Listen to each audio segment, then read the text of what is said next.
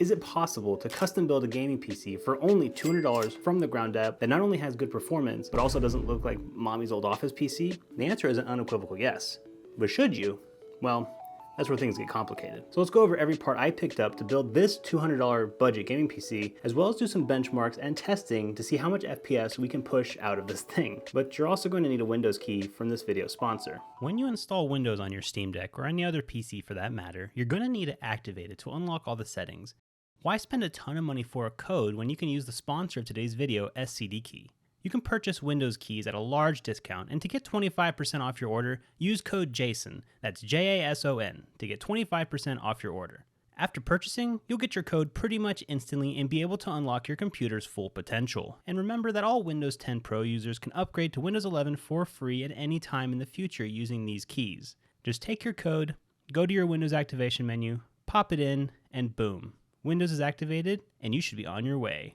Thanks to SCD Key. So we build a lot of computers on this channel at a lot of different price points. I just want to make a few quick disclaimers before we get started. I'm building this computer for me, to prove that it can be done. Not necessarily because I think you should do it. This is all for educational purposes only, not really a suggestion or a guide. Having said that, I know a lot of people who would really benefit from building a PC at this price, so just use this video to get some ideas and not necessarily as a one-to-one guide. I'm also buying all these parts online in the USA, and please remember that prices for products change all the time. I can't control what manufacturers charge for their products. I can only tell you what I paid for it at the time of making this video. And of course, all products mentioned will be linked down in the video description if you want to pick any of them up. Now, $200 is a really tight budget, so we might need to get a little creative to build this PC, but not in a way that sours the experience. For example, I technically could get away with not having a PC case and have all the parts just sitting on my desk, but that's just not realistic. Or I could go on Craigslist and find an old PC case to build in for absolutely free. Now that one is actually possible, but it just feels like it goes against the spirit of these kinds of videos. Usually the cheapest PC cases I can find are around $30 or $40 when on sale, and they will come with pretty good build quality and a few RGB fans as well. But if I had bought one of those, we would have blown the entire budget. So we had to go a little cheaper. And while digging through the deepest and darkest parts of Amazon, I found this. This is the MATX case, ITX case, micro ATX PC case for office, support MATX, mini ITX, micro ATX case, slim with USB 2.0 x 2 IO port, black without fans, white. You know, it just rolls off the tongue like poetry. Now, I don't know much about this case other than it's from a brand called TGD Gamer and has a printed sexy anime babe on the front of it. I'm going to just assume this is some in-house art from the brand, and because this is not a character I've ever seen before. I'll admit though, it does make the case stand out quite a bit, and it certainly has a lot of charm, but that's kind of where the compliments end. The case is so light and small that I can lift it up using only one finger. The build quality of the metal is very poor and sharp. You can just feel how thin the walls are by touching them. It only came with a single exhaust fan, so we're going to have to rely on passive intake to get some air in this bad boy. There's also very little room inside for the components themselves, and basically no way to cable manage at all. I'd imagine this thing is a hotbox as well, but hey, it was cheap, and I can just look at Kamiko-chan all day and just imagine a world where I had bought a better case. If you do end up copying this build for yourself, please don't buy this case. I'll have some better cheap alternatives in the description for you. I'm going to jump the gun and talk about the graphics card a little early in this video. We obviously will be buying a used GPU. There's no doubt about it. It won't have ray tracing, it won't have DLSS, but it will hopefully have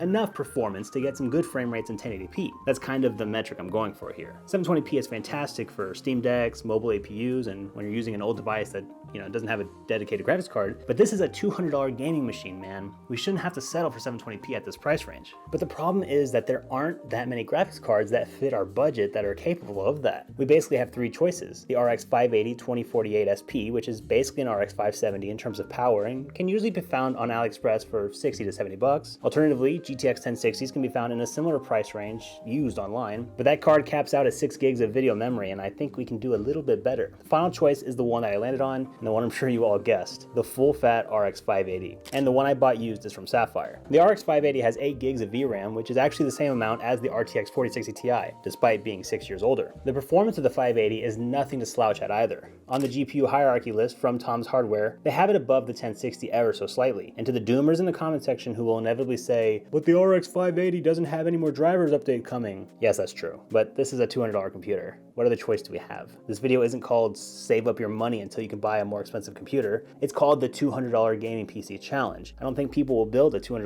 PC and expect to use it for the next 10 years. It's a stopgap to get them a computer now until they can afford something better down the line. So if that means not getting access to a couple driver updates, that's way better than not having a computer at all. Having said that, I'm still a big fan of the RX 580. I think its performance compared to its cost in the used market is still the GOAT for now, and nothing even comes close. Now let's move on to the motherboard and CPU. Now again, if I was buying a la carte, I would probably be using some really underpowered CPUs and some dastardly motherboards. So I'm resorting back to AliExpress to get one of those fancy motherboard and CPU combos. The prices have actually dropped enough that we'll be able to grab an X99 chipset board as opposed to an X79 chipset board, with the biggest difference being that the RAM will be DDR4 compatible instead of DDR3. So newer, more efficient, and hopefully more powerful. There are a lot of different combinations on AliExpress, so I just picked one with a CPU that had a high boost clock to help push our graphics card as far as it can go. So I grabbed this X99 motherboard from ZSUS, and they are right, Z is pretty sus. Why would you want to willingly be the last letter of the alphabet? It's a pretty standard motherboard that has been retooled to include some modern features like an NVMe slot, 4 RAM slots, USB 3, but it lacks any kind of premium features like BIOS flashback or slots to even plug in your RGB. The CPU paired with it is the Xeon E5 2640V3, which has 8 cores, 16 threads, and has a max boost of up to 3.4 GHz, which isn't amazing by modern standards, but it's more than enough to push our RX 580 to its limits. And it comes with a ton of cores and threads to make this PC great for things other than gaming. Content creation, schoolwork, talking on Discord with the boys while you roleplay practice kissing each other in GTA RP, or whatever normal people do in Discord.